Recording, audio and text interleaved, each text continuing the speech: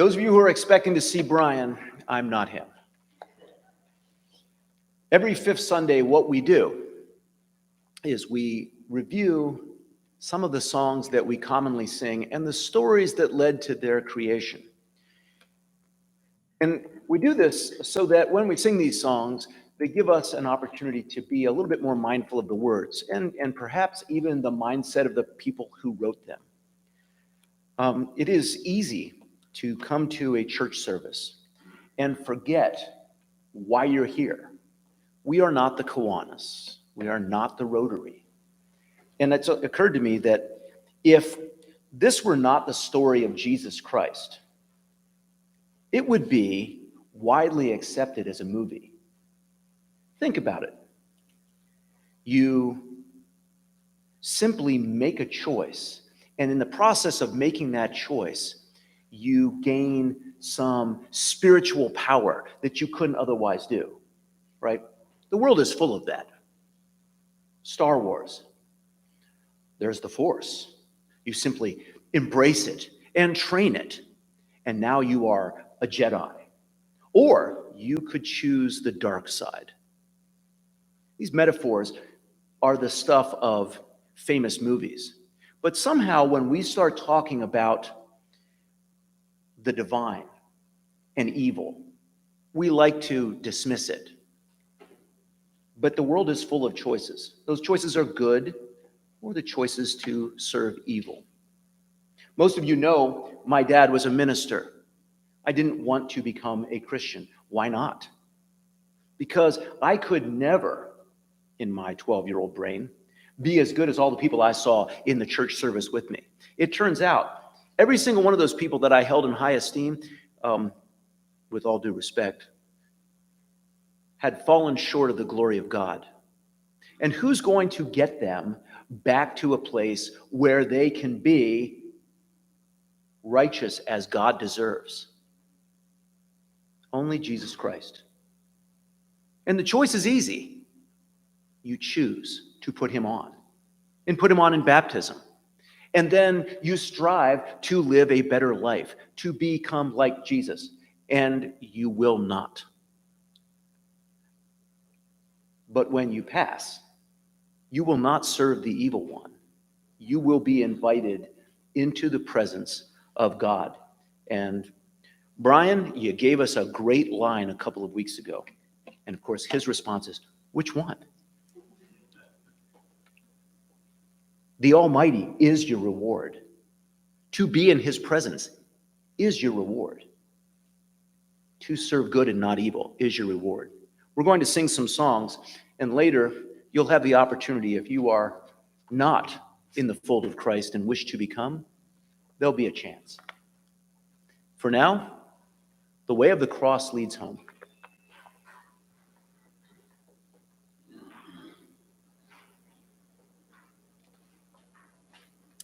The Way of the Cross Leads Home, 1906.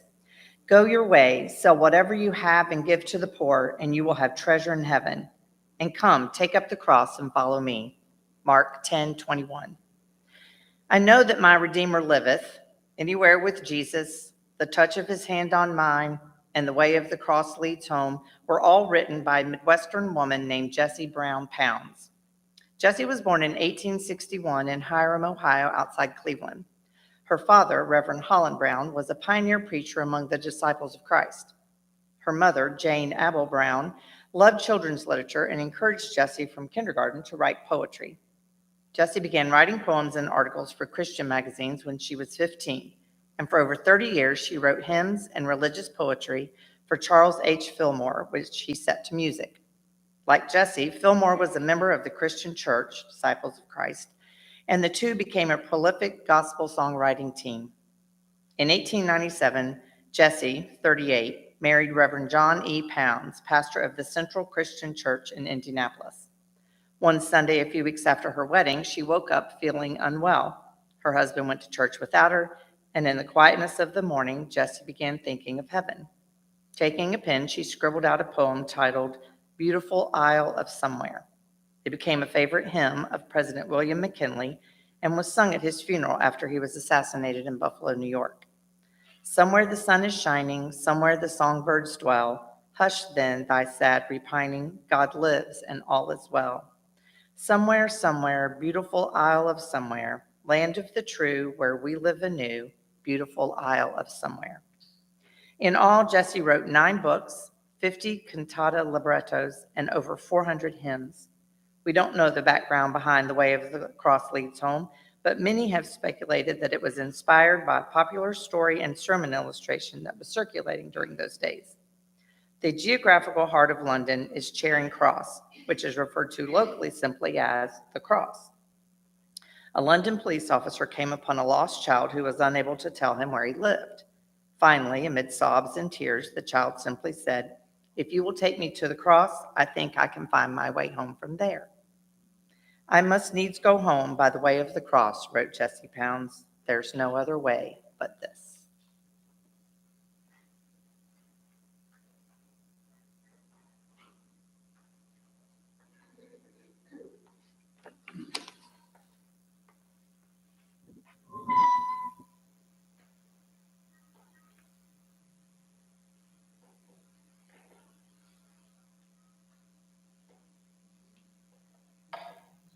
I must needs go home by the way of the cross. There's no other way but this. It shall never get sight of the gates of life if the way of the cross I miss.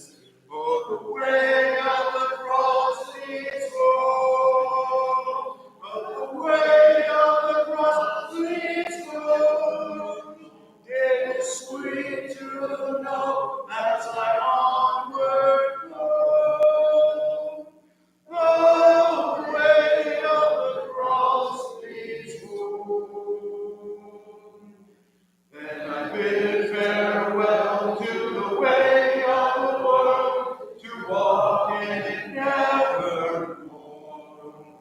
For my Lord says, "Come, and I seek my home, where he waits at the open door." The way of the cross leads home. The way of the cross leads home. It is sweet to know as I onward go. The way of the cross leads home.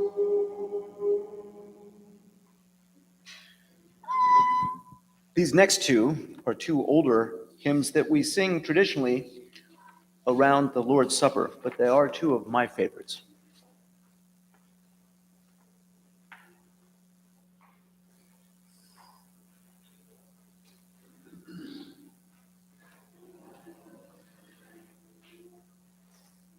O Sacred Head Now Wounded is probably one of the oldest ones, I would imagine. It was written in 1153. Oh, give thanks to the Lord, for he is good, for his mercy endures forever. Bernard was born into a knight's family in a French castle in 1090. He was educated in the fashion of medieval aristocracy, but he later felt the Lord calling him to the monastic ministry. Being born a leader, he arrived at the monastery of Citeaux with 30 other young men whom he had persuaded to join him. 3 years later, Bernard, 25, founded his own monastery at Clairvaux, near a town near the Swiss border. Here he would remain the rest of his life. He was a brilliant monk, and in time he advised kings and popes from his monastic cell.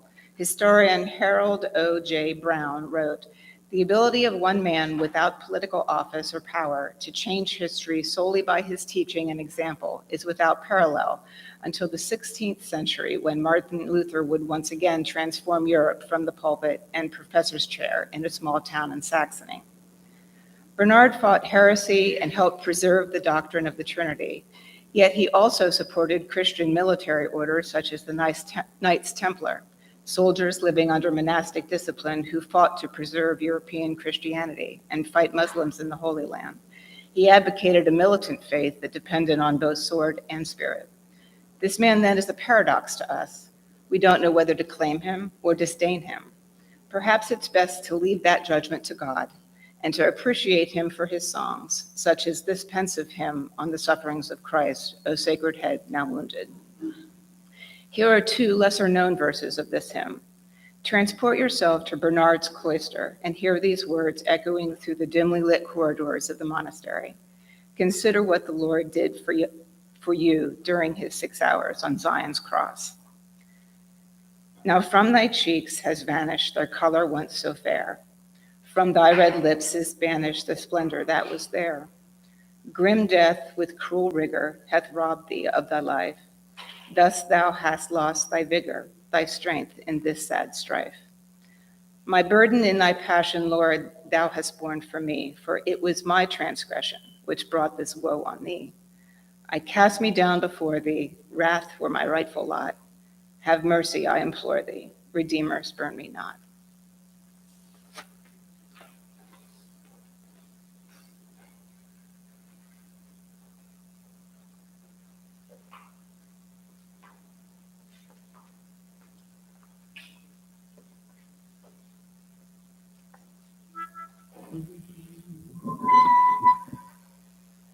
O sacred head now wounded, with grief and shame withheld,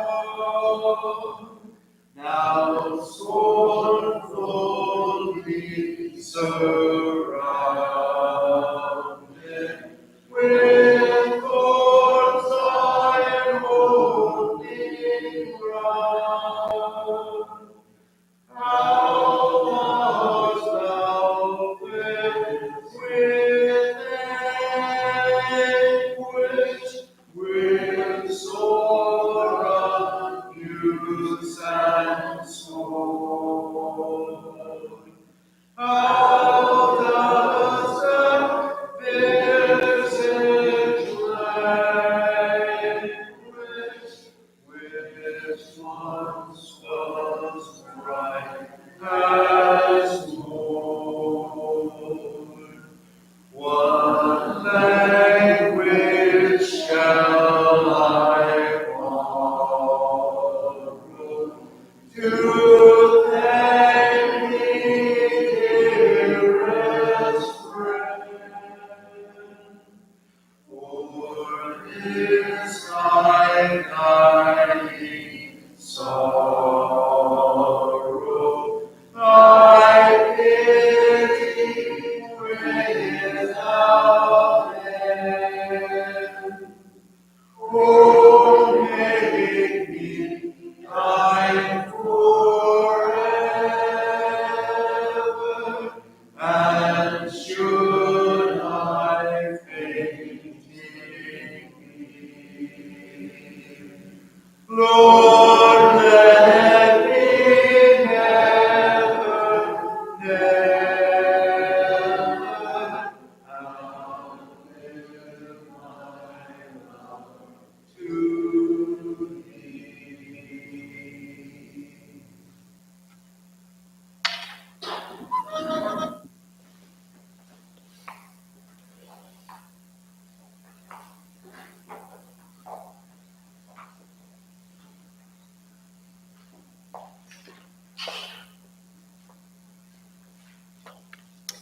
When I survey the Wanderer's Cross, 1707. But God forbid that I should boast except in the cross of our Lord Jesus Christ, by whom the world has been crucified to me and I to the world. After Isaac Watts finished his college studies and returned home to Southampton, he wrote many of his now immortalized hymns for Above Bar Congregational Church. In 1696, Isaac, then 22, left home for London to become a tutor. All the while, he was feeling a clear tug toward ministry. On his 24th birthday, July 17, 1698, Isaac preached his first sermon. The following year, he became an assistant pastor of London's Mark Lane Church. In March of 1700, Isaac received a long letter from his brother Enoch urging him to publish the hymns he had written in Southampton.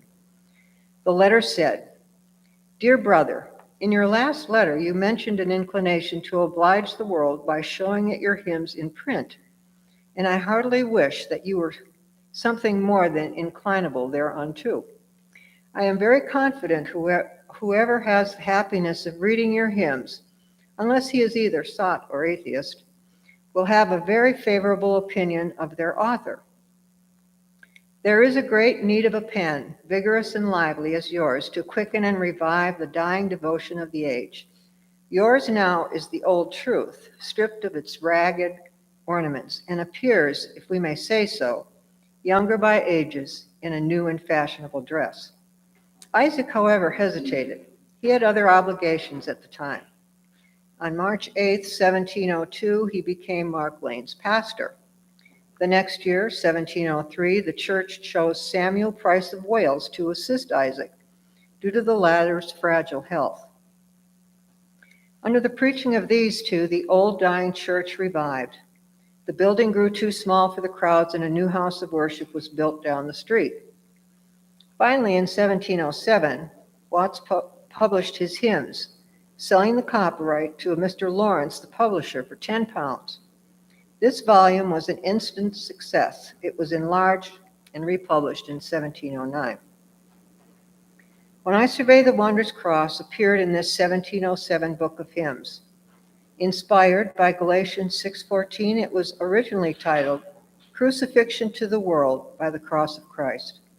Many consider it the finest hymn in English church history, and Charles Wesley reportedly said he would rather have written it than all his own.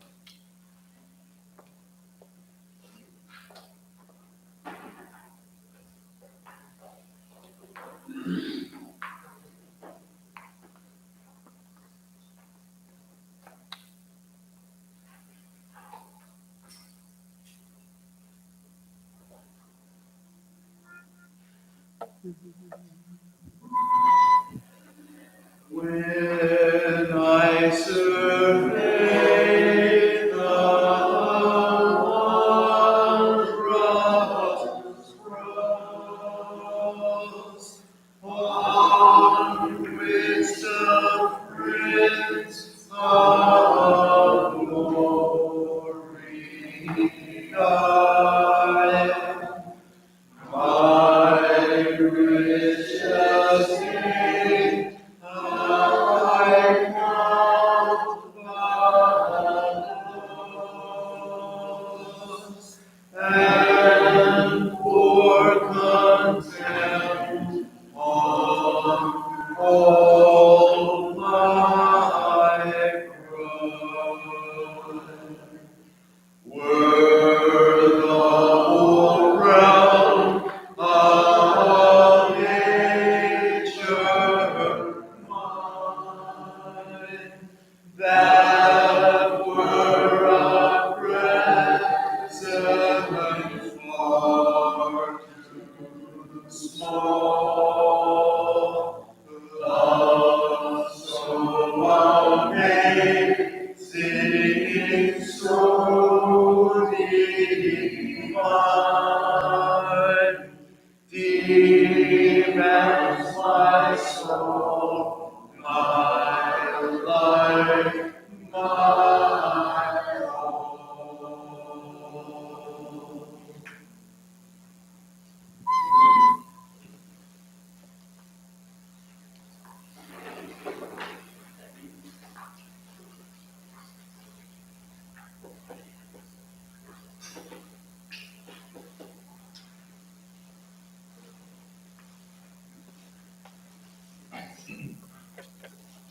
Morning. Faith is a victory. And from 1 John, for whatever is born of God overcomes the world. And this is the victory that has overcome the world, our faith.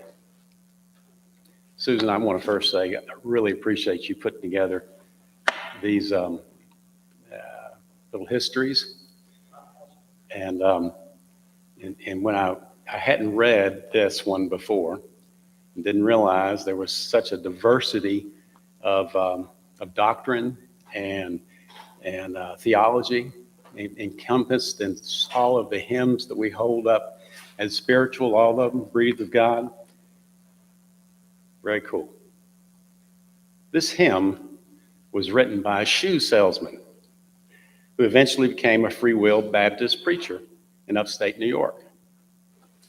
John Henry Yates was born in Batavia in 1837, the son of John and Elizabeth Yates, who had immigrated from England. After attending Batavia Union School, John became a shoe seller, and in 1871, he became the local department manager for a hardware firm. He worked there 15 years before becoming editor of the local paper, a job he held for the next 10 years.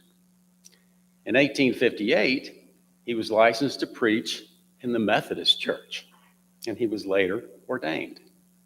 He served for 7 years as pastor of the West Bethany Free Will Baptist Church. Along the way, John Henry wrote poems, and one of them, quote, "The Model Church," unquote, came to the attention of Ira Sankey, who, after seeing it in a newspaper, wrote music for it and sang it for the first time in Atlanta, Georgia. In his memoirs, Sankey wrote, "Once in Buffalo, I had the pleasure of meeting Mr. Yates in Batavia, New York, and I urged him to devote more of his time to writing gospel hymns. He has since written several popular songs," end quote. In 1891, Yates sent this "Faith is a Victory" to Sankey, who wrote the music for it. It first appeared that year in the Christian Endeavor Handbook and in Gospel Hymn number 6. In 1897, John published his one and only book, Poems and Ballads.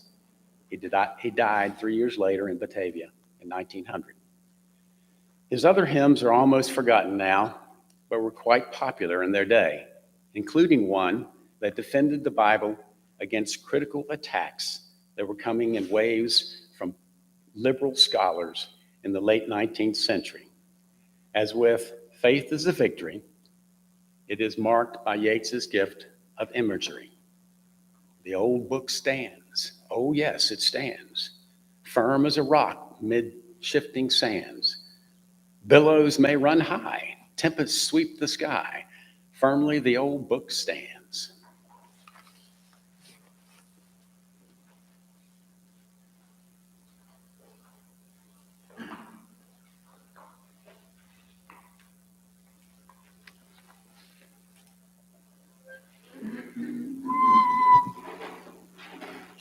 Encamped along the hills of light, ye Christian soldiers rise, and rest the battle ere the night shall veil the glowing skies. Against the foe in veils below, let all our strength be heard. Faith is the victory we know, that overcomes the world. Faith is a victory. Faith is a victory. Oh, glorious victory that overcomes the world. To him that overcomes the foe, my raiment shall begin. Before the angels he shall know his name confessed in heaven. Then onward from the hills of light, our hearts with love aflame, will vanquish all the foes of night in Jesus' conquering name. Faith is a victory. Faith is a victory. Oh, glorious victory that overcomes the world.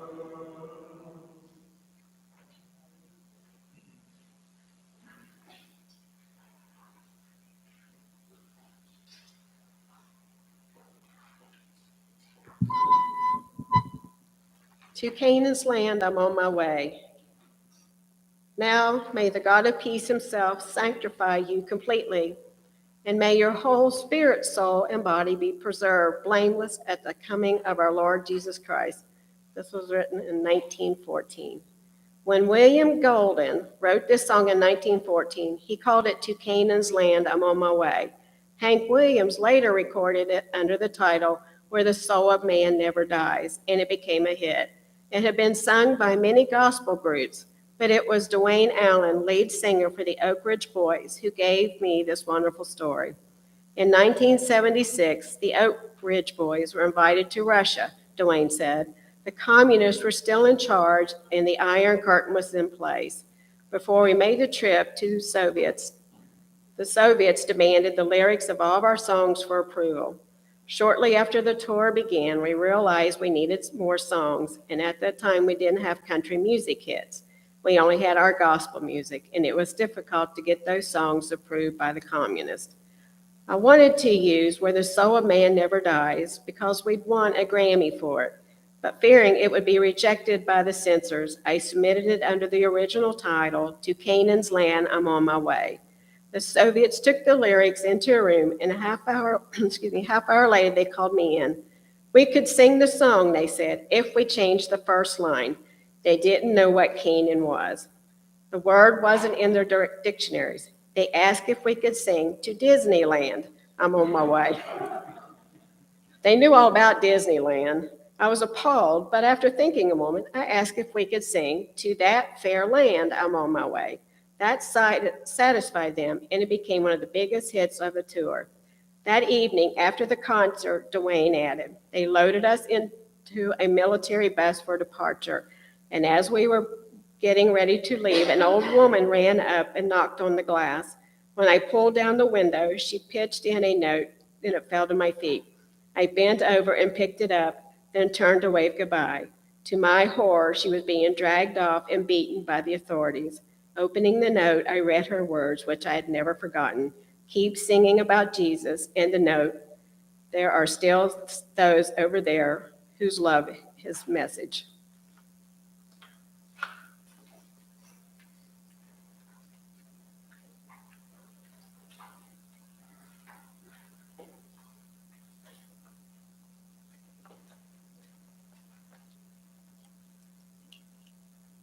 I must say, I did not know that Hank Williams sang this, and I didn't know that the Oak Ridge Boys sang it. Apparently, I've been living under a rock.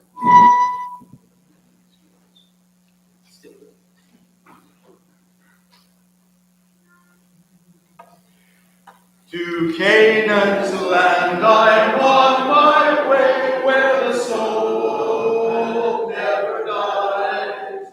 My darkest night will turn to day, where the soul never dies. No sad farewell, no tear in night, where all is gone and the soul never dies.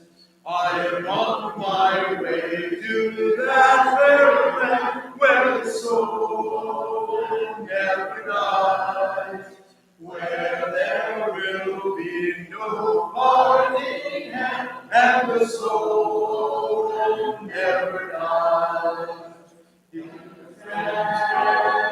Farewell, no tear in eyes, where all is love and the soul